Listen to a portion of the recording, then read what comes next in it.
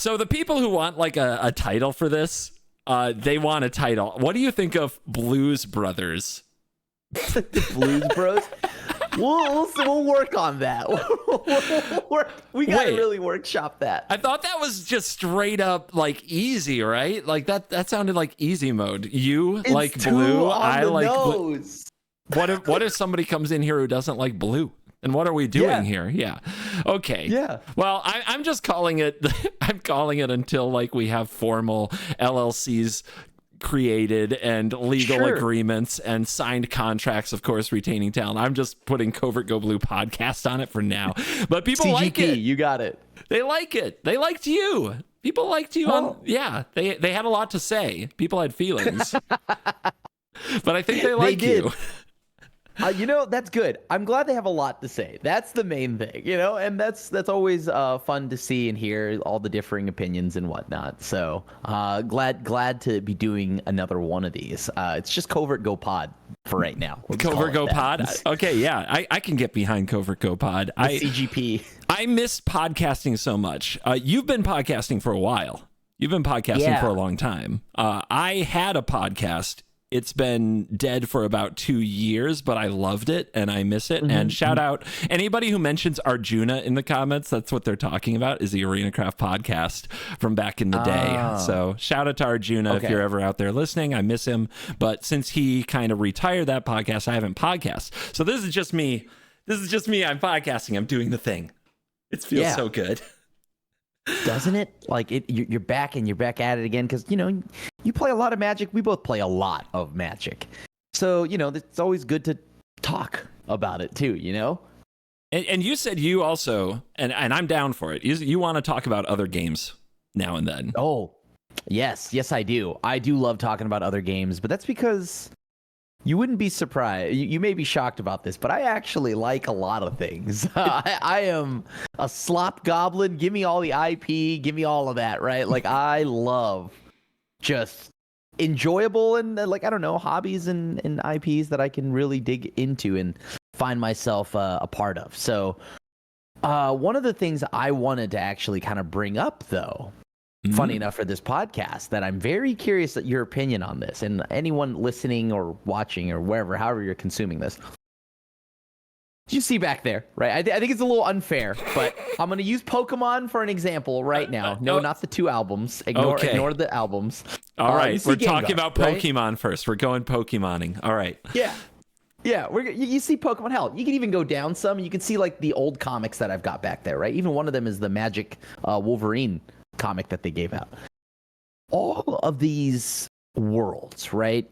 They have kind of like this casual space where lots of people just love watching someone go and collect their entire run of Doctor Strange, or hey, I'm gonna go out and I'm gonna collect every Gengar card in Pokemon, right?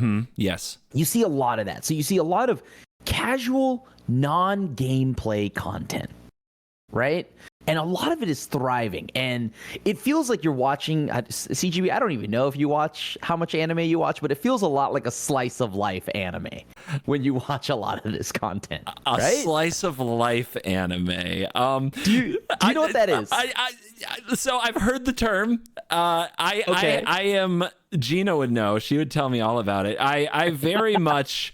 My anime, I like anime, but I'm really picky. I try to make sure I'm getting only the ones that come like the most reviewed that also match my personality type. I don't know if I've watched like a slice of life anime. What's it? Yeah. What is it? I'll pitch one thing to you. A slice of life anime kind of is just simple. It really is simple. I am part of an after school music group, right? And we just want to have tea, snacks, and play music, or I just want to make a band. That's it. Or another one is a skeleton that just runs a bookstore. So right? It's like Haru, Jesus, and Mia without being a god. Yeah. Remove the god element, right? If all they're doing is going to club. Okay. Yeah, they're just going to club. They're just hanging out, and it's truly just the good vibes, right? Like the truest form of this, it is just about the vibes. I hate saying that. I hate saying the vibe, but it is just one gigantic vibe, right? If Shinji from Neon Genesis only like worked at a video store and didn't fight, trying to save the world, and came home and just lived with a penguin and a really hot lady, that's a slice of life anime. Imagine that. Imagine you follow the penguin. You know how he goes out and he's just doing like just imagine the penguin's going out and just doing everyday things. Shinji is just walking this penguin. The biggest dilemma is not getting into the robot. It's actually about, did I get the right ingredients for the meal I want to make later? And sure. Right? And the card game audience is already tuning it off. Yeah. So I guess to tie it back, right, to pull it back here, I'm very curious. Why don't we have that in Magic? Why don't we have the casual collector market? The casual, all things casual, right? Let's not, I hate to say it, right? But Commander is big, right? We are now in the year of Commander. Commander is what everybody knows Magic as first, right? I know you and I love Standard, but that's not the go-to for everybody. So why is it that with such a big casual following, right, we Magic don't have that kind of content, right? Why don't we see more of that content? Why does that content always tank? Now, let's address the elephant, or the giant Pikachu in the room. Pokemon is the #1 IP in the world, right? We know Pokemon's got the biggest IP of all time. So it is unfair to be like, hey, why doesn't Magic rival the IP that's had a hit anime in the early 90s and has a killer solid IP brand, has multiple animes now. Sure. My wife watches the Netflix ones movies, all the time, and games. Brand new game this year. Games, live action movie with Ryan Reynolds. Maybe we'll get Ryan Reynolds playing Jace and that'll help, but I don't think, but until we get Ryan Reynolds as Jace, right? My question to you is, yes, that's the biggest IP. So I get why maybe we can't do what Pokemon does, right? We can't have that. But why can't we, within our own spaces, right, have popular, casual, non-gameplay content? Because I get that Pokemon is just big enough to where even if I don't play Pokemon or I don't collect Pokemon, I know Pokemon cards, right? I know everything about I've heard of Pokemon. But Magic is predominantly gameplay first, right? Gameplay first always, and has always been that way, which is good because let's not lie here. I hate to say it, but who's got it better than us, right? I think that Magic's got the best gameplay. Nobody. 100%. Nobody else has got it like us there. So, but now as we move into a more casual world, right? How come that kind of content we don't have, and what can we do to make that kind of content work? I like that. I think the most important thing about what you just said is that Ryan Reynolds is definitely not a Jace, definitely more of an Oko, I think. Sure. Okay. All right. So when talking about the audience, like, does Magic have that casual appeal audience? I think it does. I think that because this is the thing. If you go to your game store and you look at the people slinging cards, and then you look at Magic, the billion-dollar brand, right? And you think about all the people in their game store slinging cards, it doesn't add up. You know what I mean? Those people and their spending habits don't add up to the billion-dollar brand. So then you take like MTG Arena. Well, now does it add up? We don't have a lot of the numbers out of MTG Arena, but even if we assumed like it was approaching like really big returns, it still doesn't add up. It doesn't add up. There are people. I think that this is like, remember that article that Morrow wrote about how there are players who don't know what a planeswalker is, and we like all the people on Twitter laughed at that, right? Yeah. But that's the audience that we're talking about. That's when we talk to each other, when we go to our game store, and even at MagicCon, and even on Arena, like reaching people on YouTube with a good sized YouTube channel, we are with the tip of the iceberg. There is a whole undercover iceberg of people that do play and collect probably casually. And they don't really follow meta. They don't really worry about when things rotated. They just like buy a pack of cards because that's what they did when they were kids and they enjoy it. And they just have a collection and they put the cool ones in their binder and the rest in a shoebox. And you don't talk to them. You don't hear from them. And I think that that's what that article was alluding to. Now, this is the part that is the most interesting, because if that's true, why does the content tank?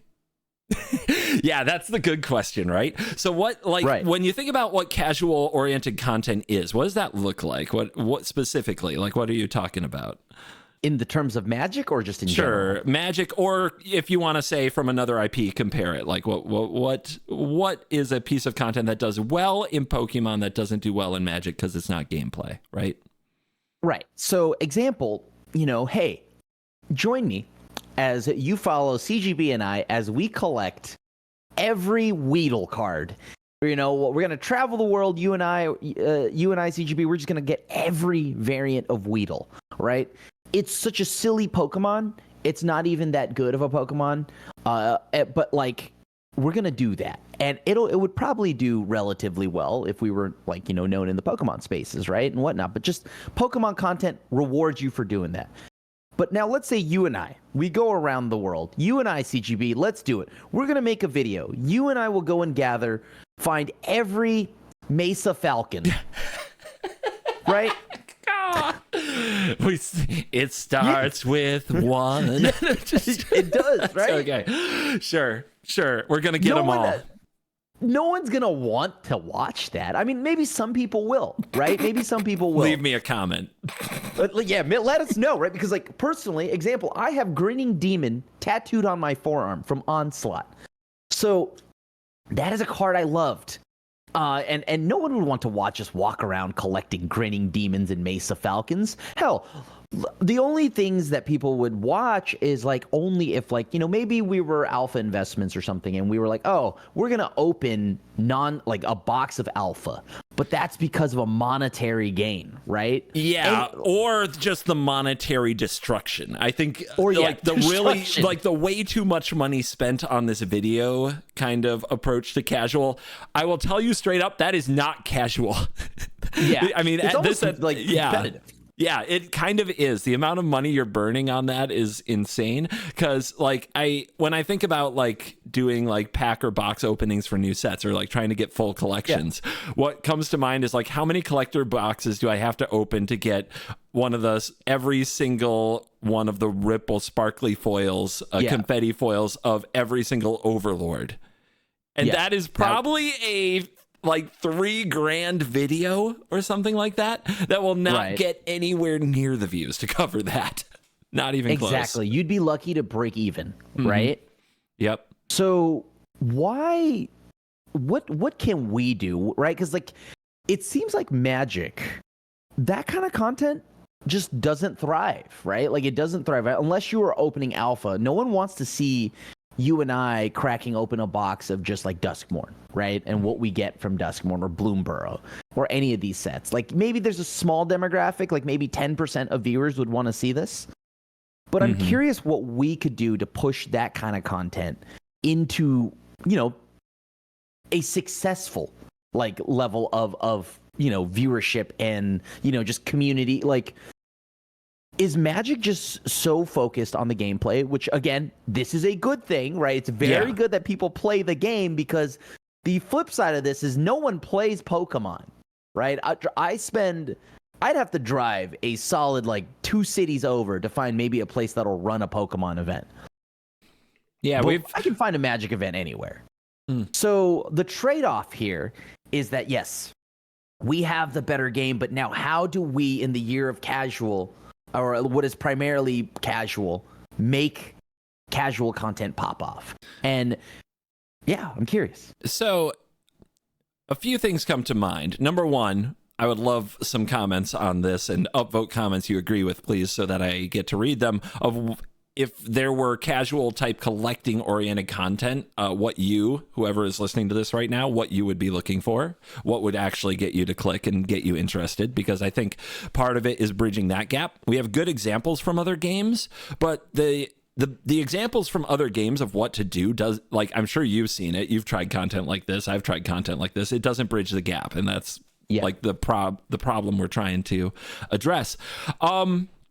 So part of it is, I think that Magic has a niche appeal, and its characters, I think, have niche appeal. And I love that. I love that there's a lot of different personalities and types of characters represented in Magic. But for example, there are some people who would probably really love if I tried to get every single printing of Elish Norn as a video. Right? Especially with like the 9 different Elish Norns and all the different arts in Phyrexia, all will be one, right? But I think overall that collection approach flopped because there's a very small number overall of Elish Norn fans who also use the internet for their Magic the Gathering YouTube videos. It just it's a microcosm of a microcosm. And you compare that to the broad appeal of Pokemon. You know, my wife doesn't, like, she learned to play Pokemon, but she doesn't play Pokemon, but she has, I don't know how many Pokemon plushies. You've been to my house, you know. Yeah. And we'll watch literally all things Pokemon, and with her favorite Pokemon, will collect every sticker, patch, etc. Does Magic have any character or thing that appeals on that level, like that they've actually built in a broad appeal? And it doesn't feel like it. And obviously part of what's missing is mainstream mega media, like a TV show. But like, man, you look at their characters from the Planeswalkers to the monsters, and there are only a few things that actually resonate, especially the more cards they print. And this is one of the challenges with the printing cycle, right? Like, like they print a card like Loot. Yes. Cute. Adorable. Yes. My wife thinks Loot is adorable. My wife doesn't know or have a feel, and she reads the lore. This is an important point as well. She does read the stories thoroughly. I don't think that she has a feeling necessarily of everything that there is to know about Loot, to the point that makes her want to buy every piece of merch she sees with Loot. You see them trying with Fipplethip, right? We've got Fipplethip things all over, and those did sell very well. But I just don't know if people feel the sense of really, like, from an average, like a regular person, somebody who doesn't go deep in the lore and have the deepest imagination and doesn't spend all their time thinking about Magic. Do they have a sense of who Fibblethip is? Do they have a sense of what Loot is like? Because, I mean, I know what Pikachu's like, and I'm not even a Pokemon fan. I don't watch or do anything with Pokemon, really. I watch the movie. I've watched one episode of the cartoon, but I know how Pikachu acts, and it's adorable. Yeah, there's a vibe. I see a Pikachu. I know what this is. I know this is kind of like the plague of, like, did you watch the original Star Wars trilogy? Like when it was in theaters, the original Star Wars trilogy in theaters, dude? How old do you think I am? I don't know, dude. Okay. I have watched the original Star Wars trilogy many times, and I actually remember, this is one of my earlier media memories, the first time they aired Return of the Jedi on TV, I watched that broadcast. So I am old. Okay. Well, something that I was told, and I don't know firsthand, because I was told that, just like back then when Return of the Jedi dropped, right? The little Ewoks. Oh. Right? The little cute creatures. You know, how about episode 7 when they had the little pogs, the little pog creatures? Everybody kind of hated them. That was like a seasoned vet, but they were cute to the younger. Oh, right? I liked them when I was a kid, and I watched the Ewoks animated show, and I watched Ewoks Battle for Endor, and I really didn't see a problem with the Ewoks until I watched Star Wars as a 20-something, and then I was like, I hate this. They're very meant to sell plushies, right? They were thrown in there to sell plushies and cute toys. Now, as annoying as that can be, right, to the adult watcher, it did pay dividends for the franchise and the IP as a whole, because it gave kids something to, like, cling on to, right? I'm not gonna lie to you, my girlfriend also loves Loot, and I've also got, ever since they've introduced Loot, Tiny Bones and Fibblethip. Sure. Good ones. These are kind of like the new cute gate watch, the gate watch of cuteness, right? Say what you will, but like, sure. Why not? These characters are a latching onto point because you love them. You just can't help but love them, right? You can give me the darkest backstory to all of these characters. Like, and maybe Loot even looks like a B-side to some League of Legends characters, but the point here is these characters are adorable, and like some people like that don't play Magic cling on to them. Now imagine like what you had said, if they gave them a story. Yes. If they gave them a story, I think we'd have a good starting point. I think, yes, this is all built on the back of strong IP, right? Mm-hmm. And I think something that Magic, it pains me to say this, I read the novels growing up, and God, they, let's just say it was better to read them when I was a kid. Yes, it was. Agreed. Because those novels were, right? I have fine memories of them because I didn't know what good writing was when I was 12. It's fine. Go back and read almost any one of them, like Judgment or whatever, Apocalypse. Oh my Lord, they are so bad. But the thing is, you give us some story on this. You give us like some more merchandising. Like once you see Loot, Fibblethip, and Tiny Bones, like there's a brand called Bait, right? They did some merch at Vegas. They did some of the iconic cards like Wrath of God on a shirt and a Karn, right? I love that merch. Now imagine we had more good-looking, respectable merch, not silly merch, right? Magic's put out a lot of silly merch. But now they need actual cool, subtle, not over-the-top merch. Then you've got branding that's out there, and then it's in people's eyes and constantly like in their headspace. I think this is the step, right? You give a little bit of lore to these cute little creatures. You put a little more branding, merchandising out there. Then Magic, because like Magic right now is growing. I can't believe I'd say this, but somehow in year 30 or so, it's growing, and it's growing to levels that are now we're finally getting into the mainstream, right? Just a little. We're not Pokemon. Yeah. Just a little. Just a little tickling on your toe. That's we're about here it. too, guys. Yeah. Yes, we exist. We're coming up. And believe it or not, as much as I think that, yes, I think you need to build this IP, right? You need to build the IP. You also need to put an anime out there. But just because you have that, this is the other thing. I think Universes Beyond will also help that. Oh, it comes back. They thought they were safe. Universes Beyond is back. No, I mean, we've talked a lot about how Universes Beyond will grow the game, and we do have to break through to people who are more casual to continue to grow the game, because there's like, honestly, we have probably appealed to as much of like the spiky card player audience as we reasonably can. Like if somebody has a spiky card playing personality type, then by the time they're 10, they've probably heard of Magic from somebody, right? Yeah. And that doesn't require new marketing, but the casual audience requires new marketing. And I think that's what we're talking about here. Yep. Yeah, and I think you need a little bit of A and a little bit of B, right? Universes Beyond, this is why, but the main thing here is you can do the 50% thing, whatever, right? But never, ever delete your own brand. So do not stop making the weird sets. Keep taking me to Ether Drift and whatever. Keep your own brand. Universes Beyond is a tool. It is a tool that you have that helps onboard new players. And I think both of these will help continue to grow the casual base that I'm talking about when it comes to content, because now it's like, hey, join me as I try to find crack packs until I open a serialized, I don't know, Iron Man, right? Or something that, right? Yeah. Like that. I would can't watch wait that. I mean, for that. No, it's true. That, though. Yeah, it's entertaining. Yeah. Right? Things that people recommend. Like, look at streamers like XQC with the One Ring when that was out there, right? Like Lord of the Rings, things people understand. Like that gets you into markets. People that wouldn't normally stream Magic content because they think it's small audience are streaming Magic content, and behold, it's large audience because you attach Lord of the Rings to it. So, got to keep building up those cute little critters. So I like the cute little critters. It's fine. I don't have a problem with Fibblethip, Tiny Bone, Loot. I could learn more, and Mommy Vraska and Daddy Jace I think is kind of cute. Like, this story's okay. why do I hate Kellen? Why am I? What are they trying to do with Kellen?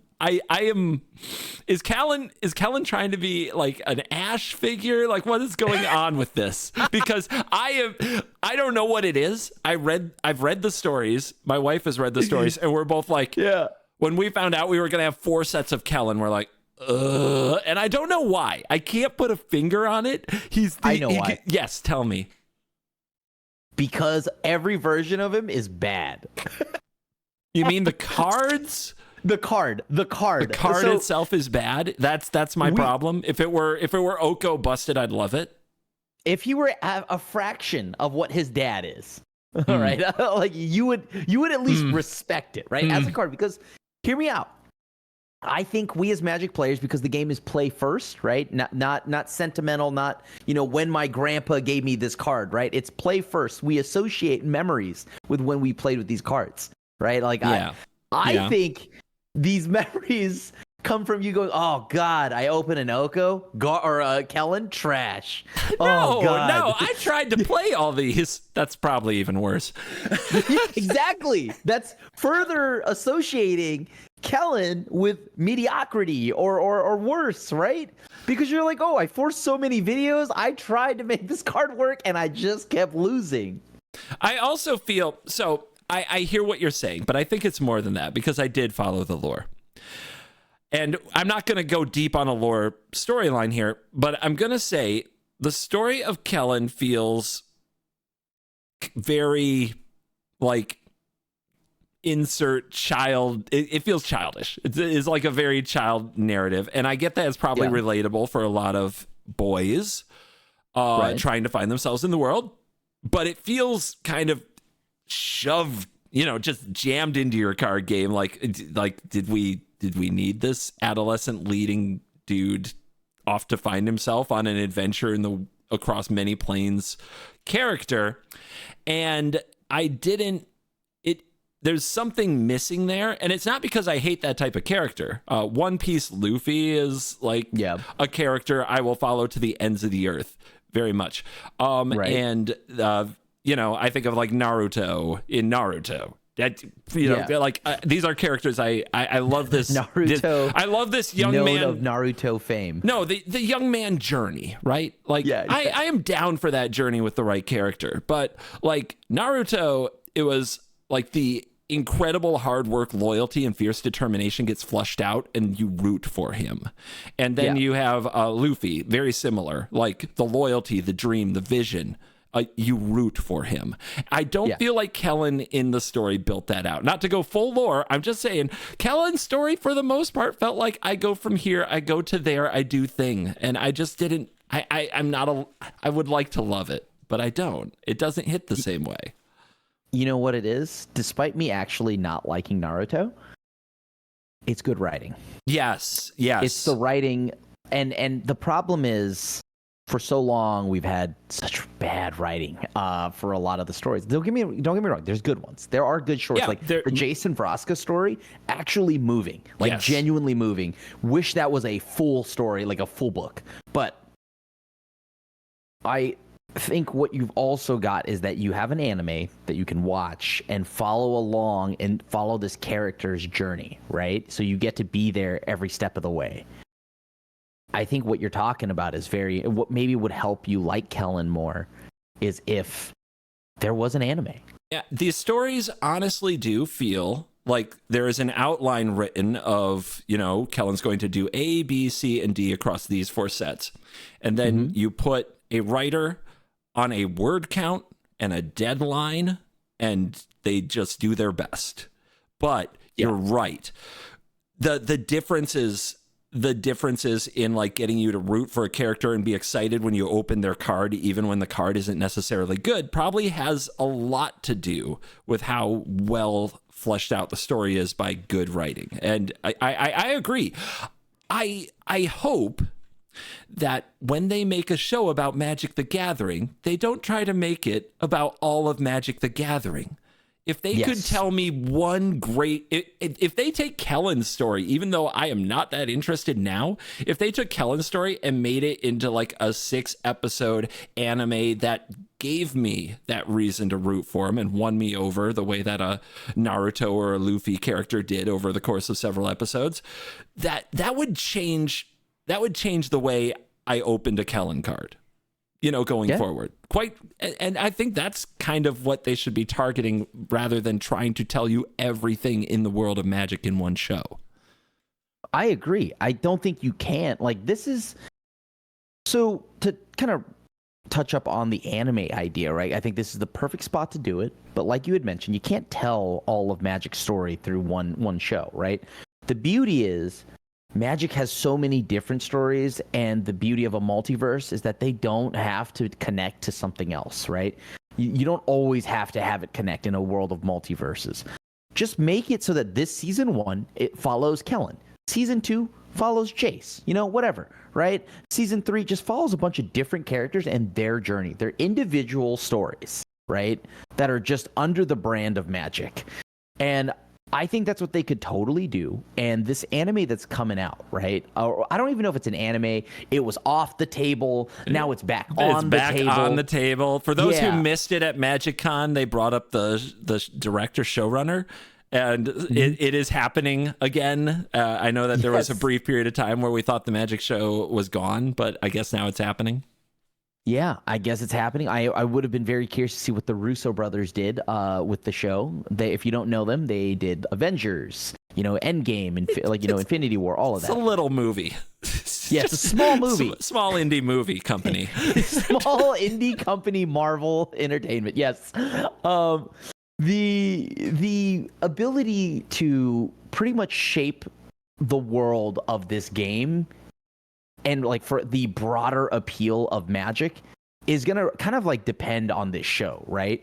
I think we have Yu-Gi-Oh! Still existing because of how many kids from who grew up in the late 90s into the early 2000s or whatever watched Yu-Gi-Oh! Yeah. Look, I have a Jinzo tattooed on my hand. I haven't actually played Yu-Gi-Oh! In a very long time.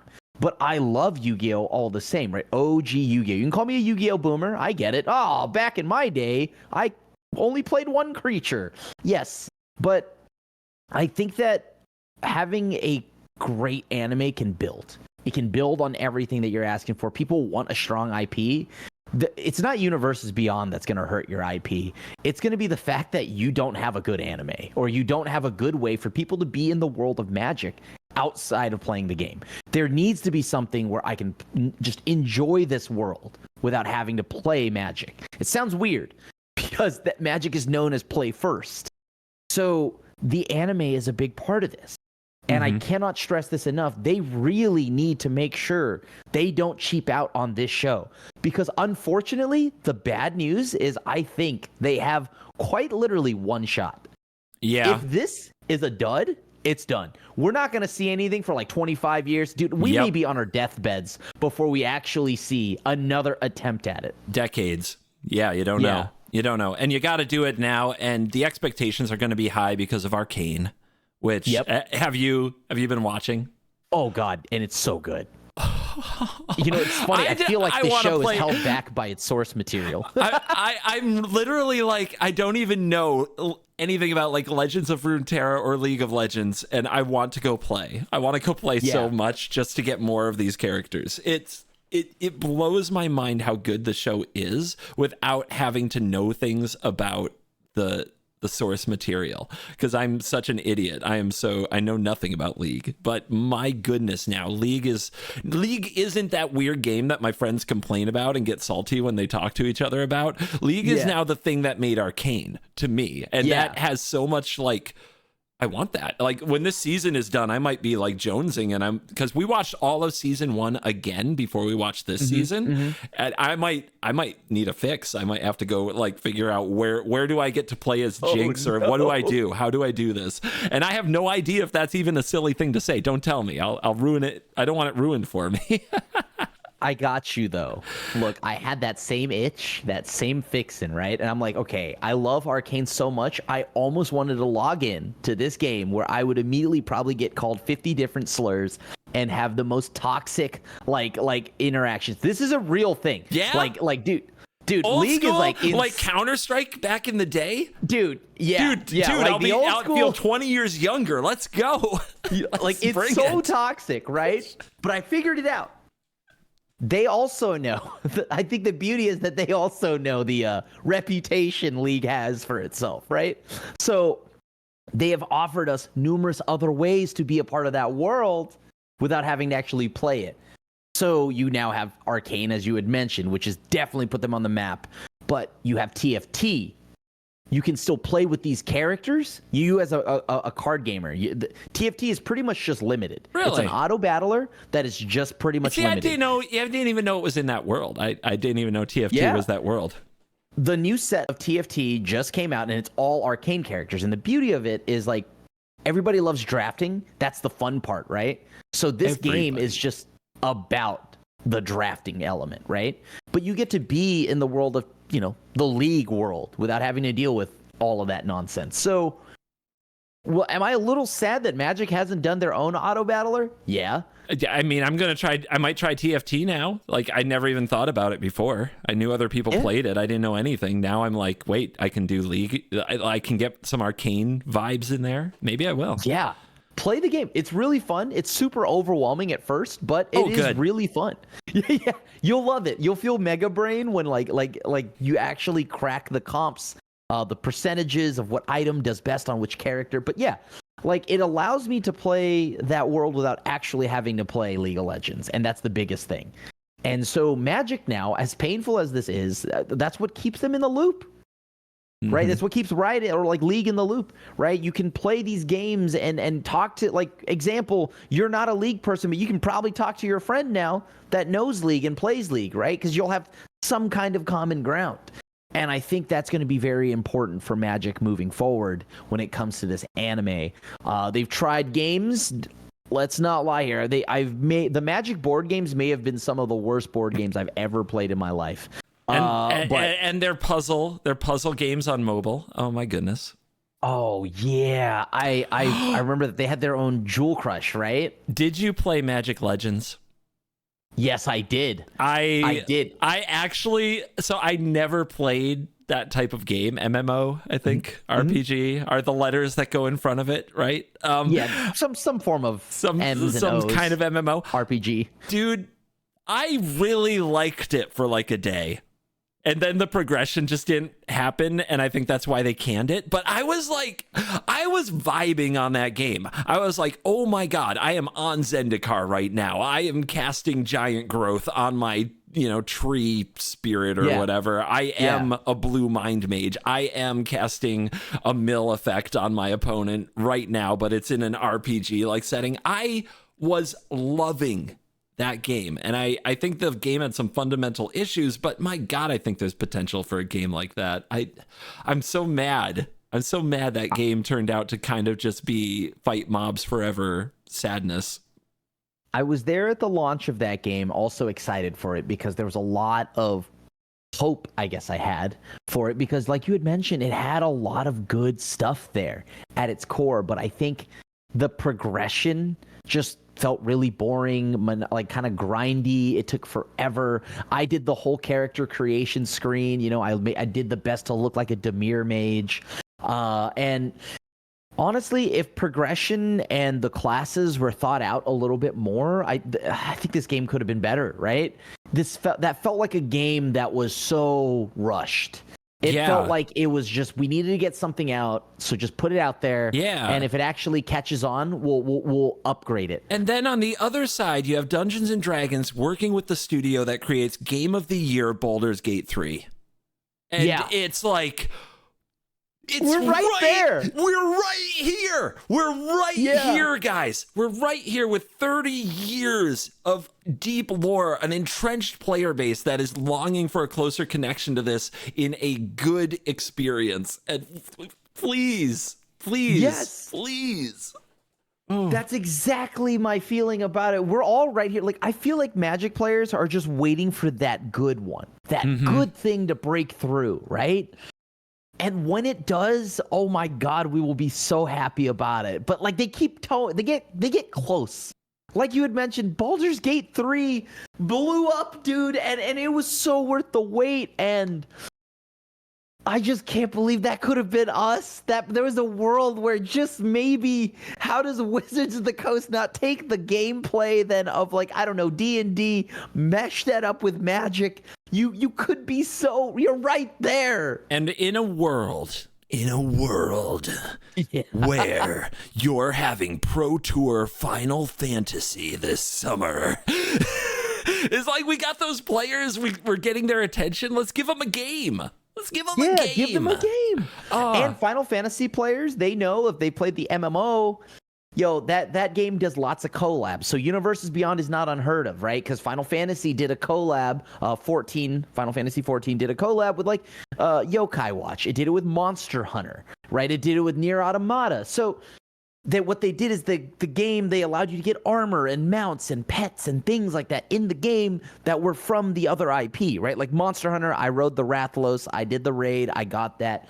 But Magic could have done that, right? Now, like, they could have done a cross-pollination. Hey, Final Fantasy 14, you can have a little Jace pet. You can have a Liliana pet, right? Like, this sounds weird if you don't play the game, but yeah, maybe someday. Like, I'm just saying, it's right. Like, can we not? Okay, I get it with Hot Pockets. It's funny, but it's funny, yeah. I've still got some in my freezer with Gideon on them. Don't eat that. Don't eat those, okay? Because it's been way too long. That's why they're still in my freezer. Okay, cool. Literally keep them cool. I'm gonna go take a picture with them. Sign of life. Yeah. Try to sell them on eBay, but like, legit, we're right there. Okay, if we could get into video games, they had it. The current best MMO is Final Fantasy 14, right? It is up for best ongoing game at the Game Awards this year. So yes, it is continuing to maintain that reputation. Now you're please tell me that you, in all your infinite wisdom, Wizards of the Coast, tell me that you foresaw that and that you made a deal with Square Enix so that you could put Magic in there. Hell, did you know you could play a card game in Final Fantasy 14 when you go to this place called the Golden Saucer? It's like essentially the Vegas.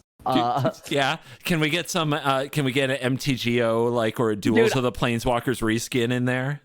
I'm just saying, could you get the Cloud Magic card? Like, I don't know if I assume there's going to be a Cloud card, right? There's going to be some kind of Sephiroth card. Yep. Make the Magic version appear in the game, dude. Like, I feel like this is just like very easy, low-hanging fruit for when it comes to cross-pollination. If you're gonna do any kind of collabs, you market it that way.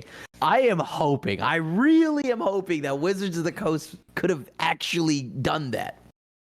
And all of this, of course, to just bring a more excitement to the idea of the game, of the cards themselves, of getting the cards. And then if they want to get into spiky playing Magic the Gathering, if they want that experience, those people will come. Like we've said, I'm pretty sure that audience, Magic is going to win that audience most of the time, eventually, somehow. But it's like, can we get those people who are opening packs for fun to get excited about Magic cards and Magic IP? And then, you know what that does for those of you out there rolling your eyes because we're talking about Universes Beyond again? That gives Wizards a good reason to make more Magic IP sets again. Yeah.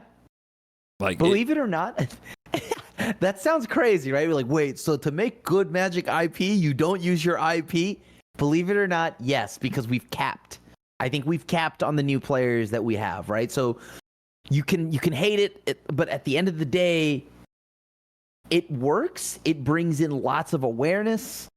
I mean, I'm just like, they didn't capitalize. They didn't, I don't know, give like Magic card backs or something for like as a shirt in Fortnite. But they did the Fortnite drop. They had every chance, right? We had a Magic Arcane secret layer as well. I feel like that was another missed opportunity. Sure, could use some actual, like, I really hope we get a secret layer that has like the cards, you know what I mean? That aren't just a screenshot. Yeah. I want, you can, like, I would like a Jinx and a Jinx card so much that, I'd pay too much money, to be honest. Give me a reprint of like a dual Planeswalkers. You give Jinx and Powder, right? Yes. Like, flip Planeswalkers, you get Powder and Jinx. Yeah. That would be so fun. Yeah. You're killing me, man. Yeah, absolutely. But So we clearly understand, right? I think just from everything we've talked about so far, that yes, Magic needs a little bit of help to break into the bigger spaces, right? And I think that's going to be on the backs of like, growing its casual base through like, oh, more creators joining in. I'm going to keep cracking packs until I open Iron Man, right? A comic book manga, like One Piece card game, they have the manga of printing of cards, right? Yeah. The manga versions are usually the most expensive, some of the hardest things to open. Marvel's right around the corner. You have a comic book variant of Iron Man or Cap or something like that, Doctor Strange, things like that, right? Maybe even Moon Knight. I'm just asking, please put Moon Knight. From the creator side, though, like, and I live this life on the daily. Every single time I think about making a video like this of you and I chatting about Magic, in the back of my head is like, I could be playing Magic and the retention might be better, the views might be better, things like that. That really comes into play when it comes to ideas like box openings. I have like 4 boxes of foundations over there, planning to make a video opening them every day, and I don't, because at the end of the day, in the back of my head, it's like, nah, I'll get more views on an arena video. Those economics at play are going to be tough to overcome. They are. And historically, the numbers are not kind to things that aren't gameplay. Nor is the algorithm.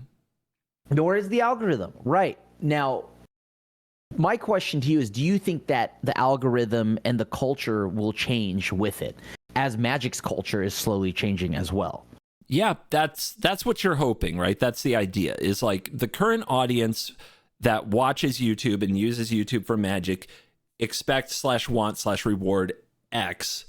And when you give them Y right now, not so good. But if you're drawing new people in that are more willing to accept Y, things can change. From my perspective, this has been like a really bizarre year because I basically did nothing but play Arena Best of One every day for like 5 or 6 years. And this year, I tried to make a more lifestyle-oriented MTG channel. That just everything that I felt excited about in MTG I wanted to create. And that manifested in several ways. Some things worked, some things didn't. One thing that works amazingly well, as anybody who's paid attention on the channel can attest, is is that Hearthstone card good, from somebody who didn't play Hearthstone? The videos I've done with Rarin, right? And Simo. And it's like, those videos, I think, do access a side that is casual, because now I know, like, since I've been doing those videos, I've been watching my sub counts, I've been watching views, and I've been watching views on different things. And I have more people watching me. More people are watching this right now. Leave a comment, by the way. Let me know if I'm right. More people are watching this right now that don't even actively play Magic than were a year ago. And it's by a lot. By a lot. There are a lot of people who aren't that into Magic that want to hear talk about card games and want to hear just kind of people in that world experiencing card games. So that is a form of that casual audience. And I think that it proves kind of what the universe's Beyond philosophy is in its own way, which is you go get the other audience, the Hearthstone audience, the Yu-Gi-Oh audience. You get them interested not just in the gameplay, but in something about the game or the person involved. And you can bring part of that audience in and grow your overall reach. And maybe someday they try Magic. The number of comments I've gotten that are like, I never played Magic, but now I'm trying because, I got introduced to your channel through somewhere else. It's a lot of them. And sound off again. Let me know. I love knowing you guys are here. It lets me know I can do content like this and you guys might watch. So it is about reaching into other audiences and pulling in people that otherwise weren't taking part in Magic content because they, for whatever reason, thought it wasn't right for them. I think we saw it personally with just the Commander video, right? On Worst Possible Commander Show. Oh my God, with me, Voxy, and Rarin, right? Yeah. So many people, like I saw in the comments, were like, yo, I don't normally play Magic, but after seeing this, I really want to get my group of friends to play. And that's, as a content creator and just as a Magic player, every side of me is happy reading that and seeing that. Right? Like, I think that's cool. That's cool. Like, I mean, I personally think that as someone who is he himself is trying to figure out how to just become not just Magic guy, to be TCG guy. That is my goal, right? Yep. Like I just want to be TCG guy because I've always played so many card games, right? I've always like that's been my main hobby, TCGs and like collecting. So how do we make like, you know, other crowds, right, get to the game? And you had mentioned that with the X card but graded by a Hearthstone player, right?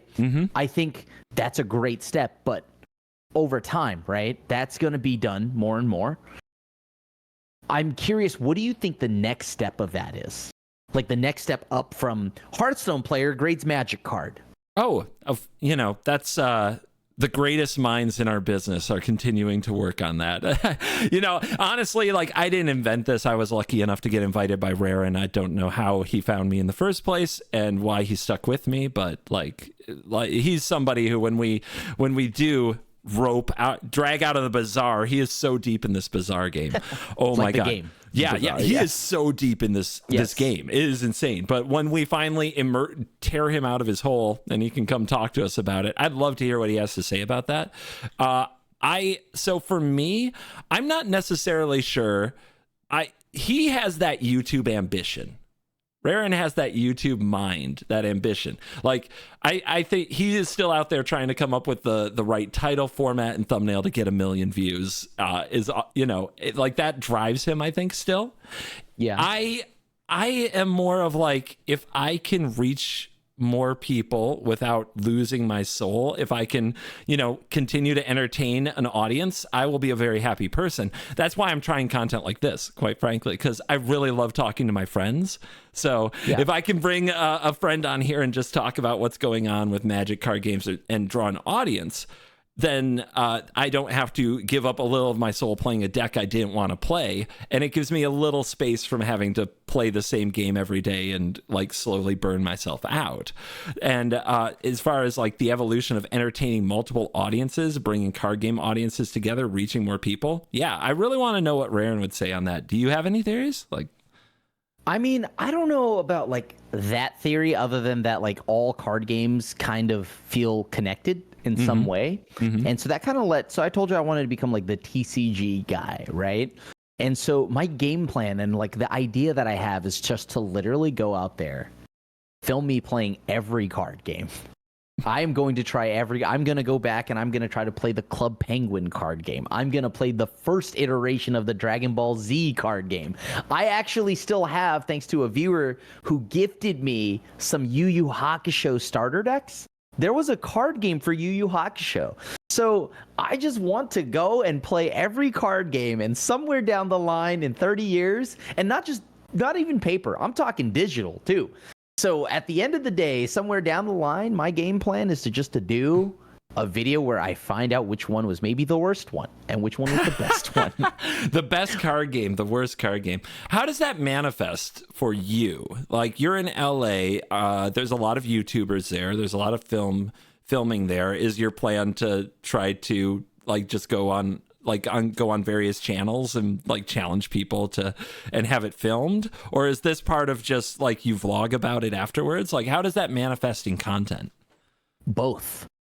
See, so this is why I'm curious. So like you vlog a little bit about it, right? You kind of talk about what you do to prep, to understand, you know, like you kind of talk about what metrics you look for when you try to enjoy a card game, right? And then you film the game with whoever, right? It could be, I don't know, like maybe because my girlfriend, she also plays a lot of card games. Maybe we try to play every card game, see which one's the most enjoyable from somebody who isn't heavily, you know, enfranchised into like just like a deeply like person that's already sunk in all their money into it, because then you get fresh eyes, right? How do I get you to move to middle of nowhere northern Michigan? I've got this studio space. You could bring in a new card game every day. It could be fun. You don't gotta convince me to come hang out with you, dude. I'll go. I'll bring the decks. It's gonna be like in SpongeBob when Mr. Krabs learns how to play the Flying Dutchman's Treasure, and he annoys everybody by trying to go, "Hey, will you play with me? Will you play with me?" I can see how this was gonna be great. This is a great in concept. concept, and I'm gonna be like after 2 days, like, dude, just let me play Magic again. That last game was so bad, dude. I don't even think they had a resource. Oh god. Yeah. What am I doing? I could. Yeah, like there's gonna be stinkers, but look, hey, I'll do it. I'll fall on that sword for the whole TCG community. I think though, that's what I mean though. That's where I think the natural progression for that kind of content goes. I think it goes into just eventually you just play every card game, and then you have your whole channel, right? It kind of just becomes like, that's why specifically, if I were to ever do something that's not Magic content, I'm going to just start it off on the premise that it is a TCG channel, because I want to play every card game. I don't want to just be Magic. I don't want to just be Pokemon. And I know variety is probably the biggest mistake you could probably start off with when it comes to... See, that's the challenge. That's the thing. That is where YouTube gets you. So the reason it can work from the like where I've kind of taken it, what Rarin has done, what Simo's doing, things like that, is we start off as... we try to become the creator for this exact form of the game, right? And you build your audience on that. And then it takes so long, because if you are coming out with like a bunch of different videos early on and somebody isn't interested in all of them, the algorithm sees that and kind of punishes like the videos that don't get as many clicks, which incentivizes the creator not to make them. So what has to happen... And this buys into human nature. I always like to say there are humans behind the algorithm. This helps me not sit around and blame the algorithm, but rather try to understand the humans behind it, which helps my mental game a lot instead of feeling like I'm the victim of an algorithm. So the humans behind the algorithm, people don't like to be necessarily told what to do, and they don't want something offered to them that they didn't want. They love to be surprised by something they didn't know they wanted, but what they long for is consistency. It's why fast food chains succeed. It's why chain stores in general succeed. When they open their YouTube and they have a specific channel that makes a specific type of video and they're in the mood for that video, they expect and want it to be there, and they reward that behavior, which rewards the creators for pumping out the same type of content over and over and over for years. The thing is, over time, everybody like seeks change subconsciously. They seek something new, right? So even though I'm pumping out Magic Arena Best of 1 every day, at some point when they get tired of Magic Arena and they're looking for something a little different, they might look into Yu-Gi-Oh! Or maybe they heard about it from a friend and they try out a Yu-Gi-Oh! Video or two online, and they try out a Hearthstone video or two online. Over time, they expand themselves. You sitting there telling them you need to go play Hearthstone, you need to go play Yu-Gi-Oh! When they came to you for Magic doesn't work. Telling people generally what to do, especially as adults or even as teenagers, when you are not their mom and dad, is usually a failure. A recipe. For sure. 100% a failure. Nobody wants to be told what to do. But over time, they themselves do tend to branch out and expose to other things. So when you then also go on that journey with them, that when you do then kind of turn to Hearthstone after years of doing Magic, more people are familiar with it. And it's kind of like you have to build this audience of rapport over years with so much hard work. And then you can maybe get them to come along with you to different games, right? Because when you do that stuff early, it doesn't work. When you do it later, maybe you have a built-in group that will follow you. And you've been putting in the work for years. You've been putting in a lot of work. Yeah. Oh boy, have I. And so have you. So like naturally, I think, and also it comes down to like how you wrap it up, right? How you present it, right? Like example, if I told you, yeah, I'm going to play Hello Kitty Island. I don't know, Hello Kitty TCG. I don't know if this exists. I'll figure it out. You're like, oh, why would I care about that? But what if I packaged it as thumbs I told down, you that dislike, thumbs down, right? Like thumbs down 100 times. Do not like this. Yeah. But what if I told you that I'm going on an adventure to find like the best card game, and or the worst one, right? And depending on how you do that, right? Like, okay, now you have that. You're watching this guy who is just putting himself in the just in the pits of just God, some of the worst games or some of the best games, right? And you're like, oh my God, I don't care what he's playing because I want to see what the best or worst card game could be, right? And it's like, surely, oh my God, that game is amazing. How do you get better? Oh my God, that game is trash. It can't be worse. But maybe it could. Yeah. It's about you're selling a journey, right? And you're asking people who know you kind of to go on this journey with you. Yeah. You have a built-in audience that is probably very interested in seeing what happens. And then when somebody new who is not familiar with you comes across it and sees a journey worth signing up for, then they're more likely to take the trip. As opposed to I tried Hello Kitty today. Yeah. It would be essentially, is Hello Kitty the best card game ever, right? You know what I mean? Like stuff like that. Or is Hello Kitty the best / worst card game of all time? Is Hello Kitty better than Magic the Gathering?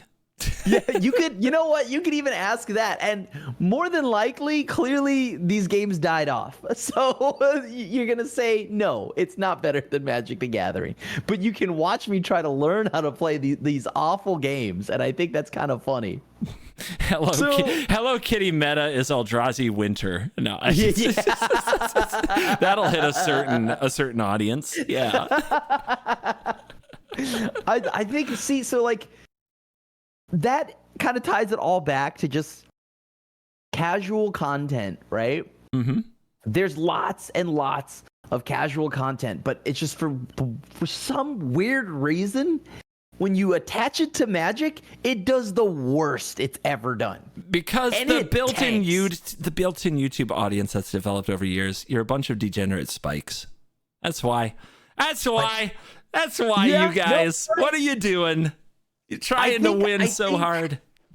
I mean, we can't be upset, That just shows the game is good. I right? love my spikes. That's where I come from. That's my people. Yeah. But I too, over time, I'm kind of aging out of that spike mentality, where what's more important to me is a fun experience with my friends or a fun form of expression within the game. So I think other people are on that journey too. So I think they're more willing to go on a fun-sounding journey. That's the plan, anyway, to take them on that journey. And I think that's where I think there will be a culture shift. I think there will be a culture shift at some point where maybe it didn't do well 5 years ago. I tried to do this Space Ghost, Coast to Coast, kind of like funny, silly, like Eric Andre style interview show, but with Magic, right? Mm-hmm. Mm-hmm. That the numbers tanked, right? Yeah. I think I had Prof on an episode, but that's just because Prof does Prof numbers, right? Yep. So that is skewed. But I think something along those lines, or something that's more casual, like non-gameplay, like box openings or collection gathering, will eventually pop off, right? Like if I told you, hey, I'm gonna build an Iron Man deck that's themed after the comic book arc of Armor Wars, and you're going to join me as I go through and try to go to multiple stores to just find cards that would be flavorfully sound. Maybe like, hey, does this flavorfully fit in this kind of deck? And I'm going to present it to people and whatnot. And you'll just see the deck come together and we'll build it together, right? Like I think that kind of content would definitely tank in Magic, but yeah, you're relying on the Iron Man. You're relying on the Iron Man audience there, right? The Marvel audience, which the Marvel audience. It could work. The Marvel Magic audience, which is maybe soon to grow. Yeah. Over time, maybe more Magic just in general can be more casual, right? Like it doesn't have to be Iron Man. Maybe I'm using Iron Man and that's a poor example, but let's say I built a deck that's only about hats, right? So okay, cool. This has got to be flavorfully sound, and I'm curious, and I'll have the chat and the viewers kind of commentate as they will.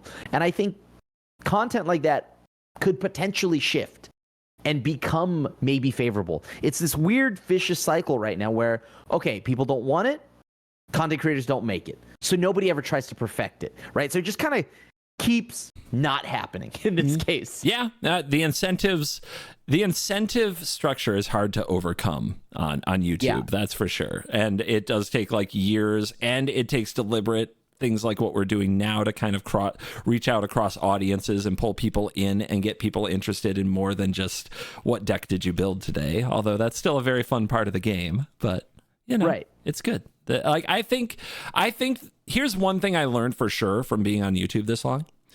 About every couple of years, you should try all the things that failed again. Every couple of years, you have to completely re-examine what works and what doesn't for your audience and your platform, because things change. Both audience behaviors change, people change, YouTube's algorithm changes. So many things change, and I change. You change. Like, I would not be very good at a show like this when I first started out. And I'm not saying I'm great at it now, but I'm trying it and finding a way. But I think if I just presented something like 4 years ago of like pull somebody on here and talk to them about subjects for a while, I don't know that it would be great content. I'm not patting on myself a ton, but I'm sure that this is fun for people because I'm having fun. I developed a bit of an ear for, what people like. But like, I wasn't good at those things back then. So you have to keep trying it again. You have to try again. And like I said, it's been like 2 years since my last podcast stopped. So we're going to try it again. And yeah, like you'll learn a lot every time, right? Like, and what works, what doesn't. And that's pretty important. And I think that was something I was afraid of, because like, example, when you do, like, I work with Goldfish, right? So the Goldfish channel, I don't want to do my experiments and have them tank our channel, right? That's like, yo, hold on. I am going to sink us down if I do some weird stuff and get massive like downvotes, right? Yeah. Goldfish has its own brand that is outside of you that you have to serve. That is part of working for a group. I have more control over what the CovertGoBlue brand is, and I can change it if I decide I want to. If I swerve and my audience punishes me for swerving too hard, that's on me. But when you work with a group like Goldfish, you have to you have to do service to their brand. Right. And I don't want to hurt the guys, right? So that's where I do my own channel. I can do all my own tanking on my own time, right? Yeah. So like, yeah, like that's the main thing. I think though, regardless, you got to try again. And I think you got to try every few years, like you had mentioned, because Magic is changing. And I think Magic now, I assume content will eventually catch up with it, right? Where the person that does, like, well, let's just say right now, the person that probably most likely wants to watch that content isn't listening or watching content. Yeah. That's true. Right? Like, if you were in the comment section, we are kind of talking all through this to the choir who's like, but what deck are you playing this week on ladder? yeah. That's great, CGB and Crim, but also, did this top 8 or not? You know what I mean? Yeah. Like, so for them, I got Mythic running Cat Pact. Oh, I did it. Yeah. It's like we talked about it being slow and a clunker, and I agree. So like the deck I used, the only like 4 drops in the whole deck were like 2 Beseech the Mirror and 4 Demonic Pact. Okay. Yeah, there's only 1 Harmless Offering. Yeah. And nearly the rest of it is card draw that also gains life, like Maze Mind Tome, and removal. It's just everything about the deck is like how to slam a pact on turn 4 without dying or eventually dying. So like there's so much cheap removal. Oh, and it all exiles, all of it. Like Torch the Tower, Anoint with Affliction, Blot Out, like from Aftermath? Yeah, Blot Out. Yeah, 3 mana. Hell yeah. Target opponent exiles a creature or planeswalker with the highest converted mana cost. Yeah, gets around Ward, gets around Hexproof, gets around Death, gets around. Nowhere to Run does that. Yep. Oh, 2 Nowhere to Runs in there. You got to have something to use that Beseech the Mirror with. Yeah. Yeah.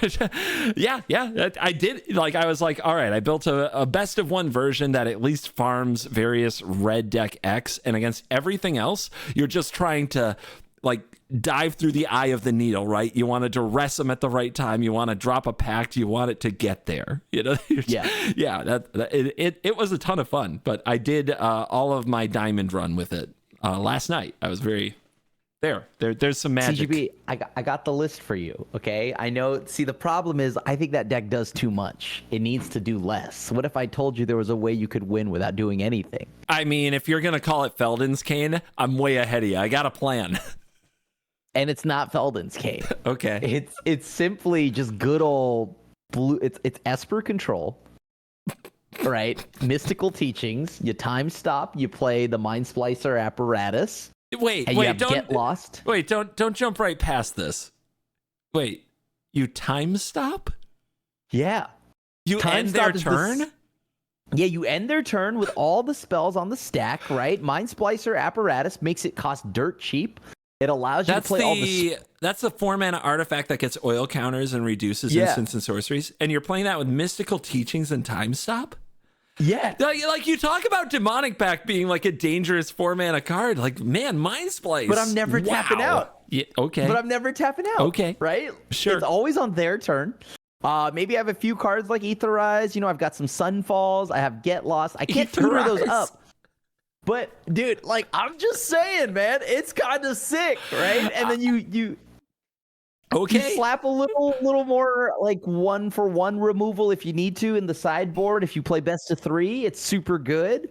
On top of that, like, hey, you know, like, if everybody's grinding, you're able to grind pretty hard, and then you just win with, like, a gigantic, I don't know, you could choose Exsanguinate, Outrageous Robbery, like... Okay. Exsanguinate and Outrageous Robbery. Okay. Dude, I'm just saying, it's all there. You play white, right? Do you have the White Sun's Twilight? The blow it up, make life, make dorks? Okay. Yeah. That could be a board wipe. The thing Dirt is... cheap. Also, don't forget Final Showdown. If you dare play Control at least in Best of One in this meta, it's like your win con package has to be so lean. Like, that's why I only had one Harmless Offering, because I only wanted to tutor it and use it when it finally got to that point of the game. And I'm guessing, like, you have like one Outrageous Robbery and one Exsanguinate. Two. You're a maniac. That's it. Okay. That's all I need. Yeah, sure. That's all I need. Still, the idea is the same, right? Though it's Mystical Teachings is the tutor. Instant speed tutor for an instant, and you use that to just have the right card at the right time. Like, I was the deck I recorded with today was blue-black Doomsday Excruciator Jace combo, but it only played one of each. It was actually a Threshold Graveyard deck with Kiora, the new Kiora, and it ran the Demonic Council as a Demonic Tutor effect to put the combo together. Yeah, it's really fun. It was a really fun version of the deck. Let it be known, I'm not entirely sure how much you need the demon anymore. As I think about it, I've started to, because, okay, so I played the blue-black Jace Mill Demon combo when Duskmourn came out, right? It was a cute thing. I was like, meme, right? Ha ha ha ha. Turns out it was better than I thought it was, right? And then I started thinking, what if I just don't even play the demon? Because the amount of games that I just win by playing Jace -5, do it again, and just chill. This was my jam for like 2 years now, since that Jace came out. I would try to get to turn 8. I would play like blue white control. I would try to get to turn 8 so I can play Jace plus Jace and mill him for 30. And if I did that, I usually won the game, because I just let them draw cards. I let them do everything they wanted to draw cards. As you would say, it's mill 1. So it is fine. It is up the beanstalk, please. Mill 1. Thank you. It was awesome. Right? Like, I think that, first off, I'm glad naturally you and I would feel the same about that Jace. Yeah, we need somebody to tell us we're wrong so we can dunk that card on is him. Garbage. Yeah. I mean, it's definite. Like, when it first came out, I think people were really skeptical. I think they know. Like, you see it just making appearances in Ramp. You see it now in a world. It has a world championship to its name. It won worlds. Like, you can't call it garbage anymore. But as far as just a win con you can throw in a blue deck, it works. Mill 15 works. That's kind of the level of like value and draw through your deck that exists, that sometimes just hitting them for 15 and they can't get there. But I do love the Doomsday Excruciator. Like, that is a really fun one. I played against somebody who ran Doomsday Excruciator Jace, but they used Treasure Map as like their card selection, so that it ramps them up to like the 9 mana so they can do it all in one shot instead of having to have a piece in play. That got me pretty good. I hated that. I did not like that one bit.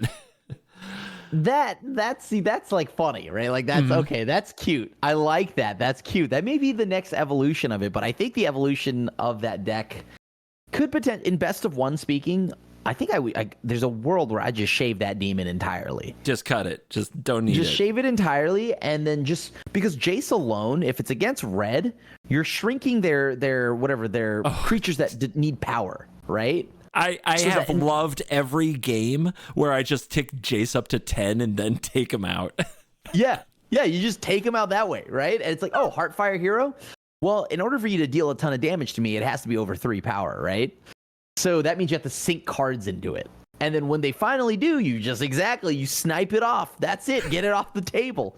So you force them into so many situations like that. And he buys you a lot of time, a lot like Architect of Thought did way back in old standard of RTR. So with his +1. So I think now, maybe there's a world where you just shave that demon entirely and you just go back to the pure control plan in best of one. Yeah, the grind is slow, but your deck is efficient. I think it's worth the spot if you're going to run the graveyard-focused Demonic Council version of the deck. Because, sure. It's a very different deck. I haven't shown you the whole build, but it's like Overlord of the Bale Mark. So it's filling its graveyard and also finding your Jace or your Doomsday with it the more you use it. Arcane Proxy, casting Demonic Council from the graveyard. So you get a lot of tutor action. So I think it's a good one of. It's definitely a good one of there. In the blue-black deck, I found way too often I was staring at that card in my hand and I was just dying to another mouse.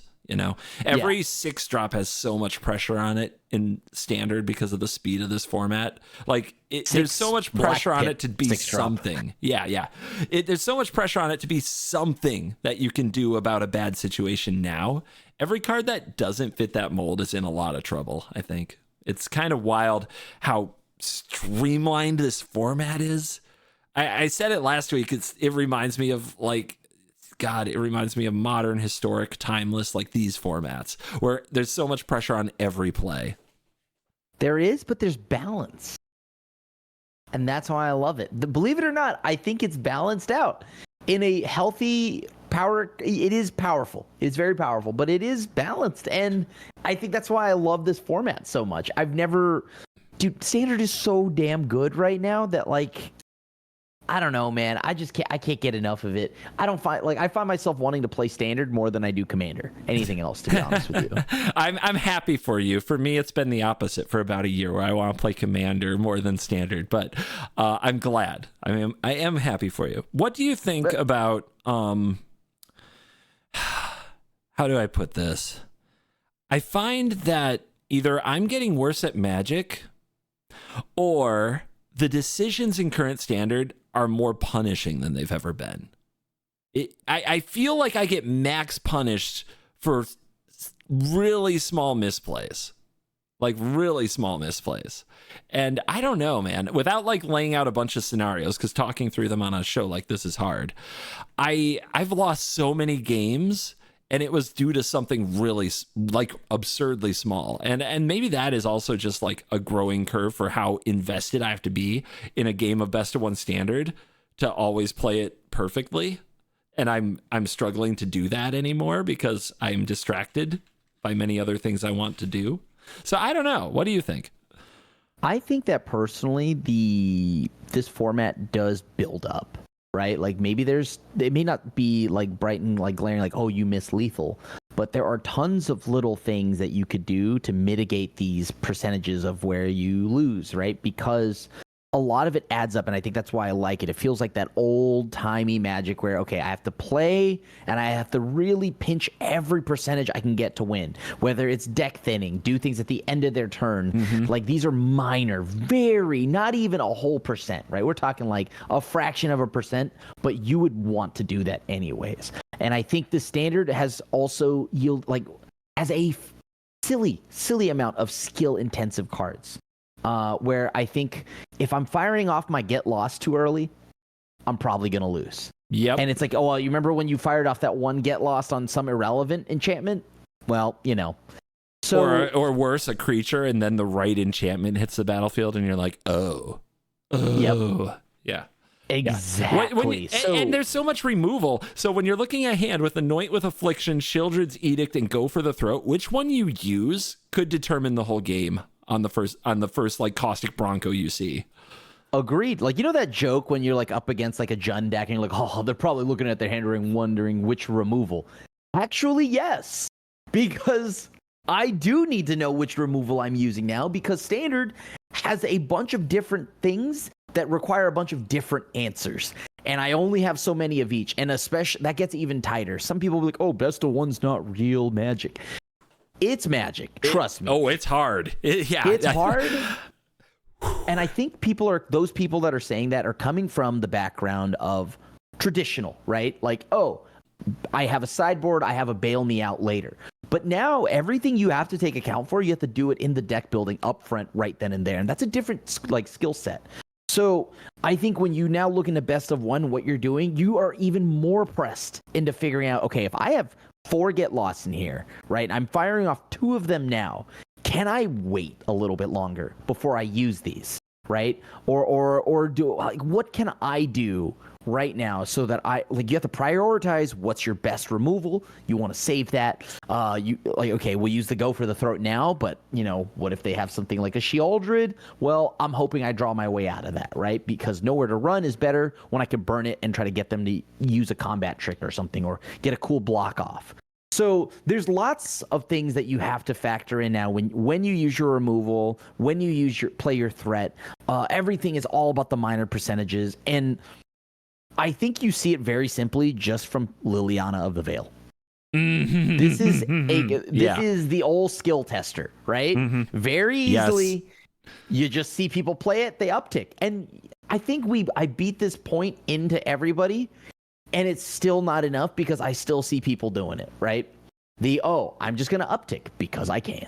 You know what I love most? When they're upticking their Liliana, but I have an Unholy Annex or a Mazemind Tome on the field. It's like, you are winning me the game. Please continue. Yeah, you have done nothing here. You're actually only hurting yourself. That's my Lily, right? Like, essentially, that's my Lily. She works for me. When I care about it, I'll answer it. Yeah. Honestly, yes. The amount of games where like Lily comes down, I just see people upticking like, dude, we have a bunch of dead matchups or dead cards in this matchup. All I'm going to do is just let you juice your hand down and then answer it. Like that's the game plan. So that if a card like Lily is existing in this standard and it's just okay, right? Yes, power creep is existing, but it shows you that there are so many skill testing cards. I think Lily's a big part of it. I think you'll see so many other things across the board that don't read skill testing up front. Like, wait, why does firing off this removal spell matter now? Right, but there's a lot. So I don't think you're getting worse. I just think that now every card has its own micro decision attached to it. Did you see the deck that like won the Standard 32 challenge from earlier today? Probably not, right? This is breaking news, but it's been around. It's the the one that won with Domain. Yeah, it's like the All Overlords and Zur. Yeah, I saw that. Yeah, what the Oops All Overlords and Zur? This deck is obnoxiously hard to deal with. It is such a value pile in best of 3, and every single game they have up the beanstalk into the Overlord that's green, and it's such a feels bad. I mean, beanstalk in any one of those Overlords, it doesn't matter, right? Because all of them trigger it. Mm-hmm. Obviously, one gets them ahead on resources, and like they'll eventually just hard cast it. But the fact that this card. In this deck, I built this deck like at Duskmorn.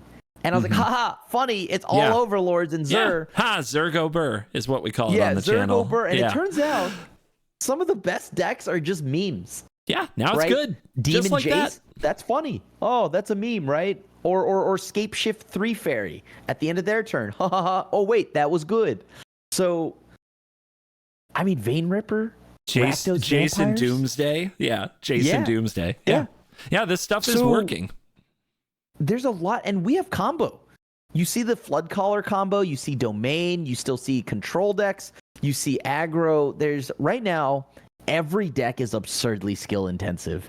I don't think there's any one that I could. You can laugh at red or whatever. Ha ha ha. I would like to, but you see, when I play red, I can't win. So it's becoming clearer that it's harder than I make it out to be. And this is messing with my pride, dude. But I am man enough to right here. I've made multiple videos now with red in the last few months, and there is damage being done to the ego. So don't go thinking I'm gonna get soft or anything, but just know I'm coping. I'm coping so hard. But yeah, it's hard. It's a tough deck. It's really good. I sat there against an Oculus opponent at 1, and I just could not deal that last one. I lost. Oh, it's so frustrating. That deck I should love more than I do. The Oculus deck, blue white. It's in my colors. It does cool graveyard stuff. I don't know what it is. I don't play it very often, and it makes me so angry when I play it.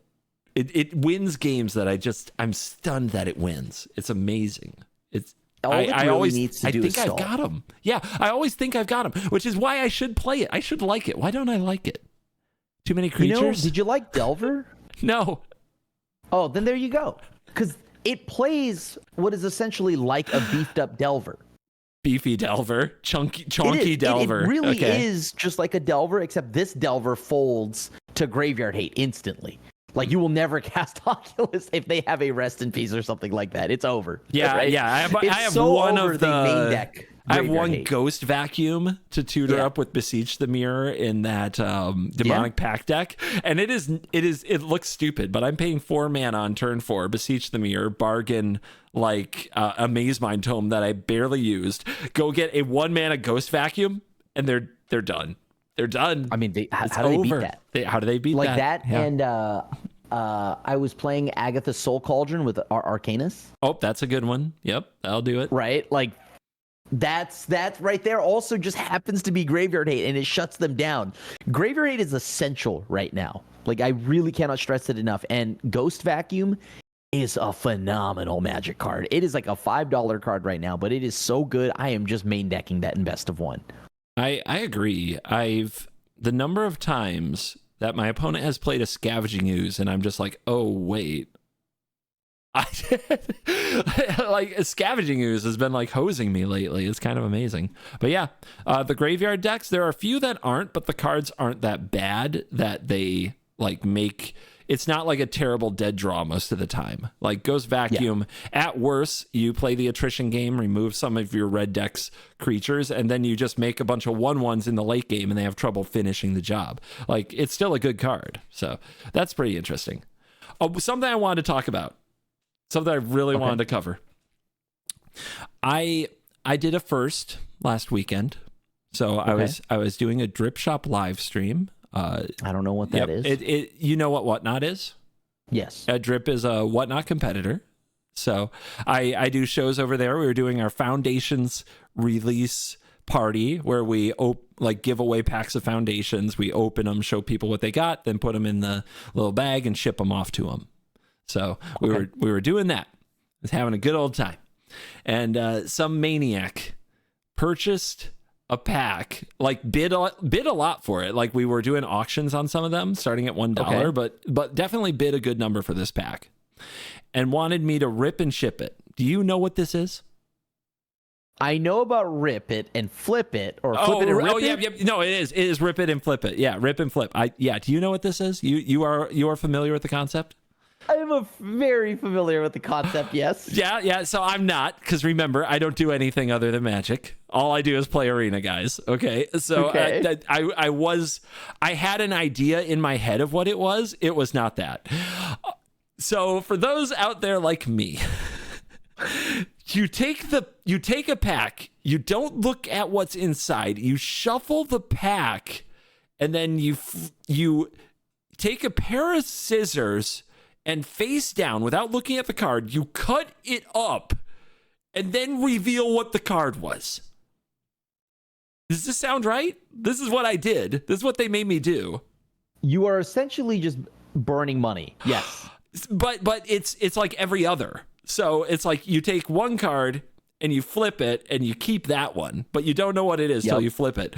The other face down, you cut it and then you find out what it was. And then the next one, you flip it over and you keep it. And the next one face down, you cut it. This is madness. This is insanity. There could be an anime Llanowar Elves, which we opened 4 of, by the way, during the party. Hopefully awesome. not during Flip It and Rip It. No, but it could have been. It could have been these, like, some of these cards are amazing. It could have been the Japanese Kaiju Progenitus art. It could have been these amazing things. And they want me to cut it up without looking at it? I have never felt so conflicted. Like I haven't had the heart beating out of my chesty in content in years. It's like the first time ever I got over 100 viewers on Twitch or something again. I'm like, oh my God, what's going on? This is nonsense. This is a window into how degenerate some of these card game players are, man. Oh yes. Wow. Wow. You got to do it with collector's boosters. Yes, it was. It was collector's boosters. It was. So there were 5 rares in there. So I'm counting as I go. I cut up the new Kaikar. The new okay. Yeah. I cut not that worth one up. anything. Not worth a lot. I'm trying to remember what the other one is. Anyway, I missed any big daggers, but there also weren't any big bangers in the pack. But every pack I've opened since there, I'm like, what? I look at a cool card, I'm like, woo, I won. What if I cut this in half? Somebody out there would cut this in half. I mean, that was the concern back when there was a 101, right? Wait, they played that with Lord of the... Yeah. They did? Why not, right? I gotta tell you, you ever hear of a pack war? Yeah, I've heard of pack wars. Where we did a pack war a while back, and I think it was Modern Masters 1, right? And it was just it was higher mana value wins. Right? So okay. They win both packs, essentially. Yeah. At that time, I had I played against a friend. They had flipped one of the random Eldrazi's that were an uncommon that was 7-9 mana or something like that, right? Okay, sure. I was not beating that. Yeah. I was not beating that, right? My last card that I flipped was a foil Tarmogoyf. And Tarmogoyf was worth something back then. Well, I would say you won in the long run here. Yeah. I played them. I gave them my bulk. Yeah. Good, nice one. I hope they sold it on time. You wouldn't have. You'd have held on to it. So. Oh, God. I lost a foil Tarmogoyf, though, and it was to, Breaker of Armies or something random. I can't remember. It was one of the Modern Masters where foil Goyf, and I think it may have been Masters 2. Modern Masters 2, because I think that's the one that had more Eldrazi's in them. But one of them had Eldrazi's, and I was like, oh, dude, no way. Oh, that feels so bad. Imagine if you had to rip it. Yeah, cut it. Yeah. Oh, my God. I won't do that. That's too far. I'll do pack war, but I won't do flip it or rip it. That's the one where I just can't. I can't.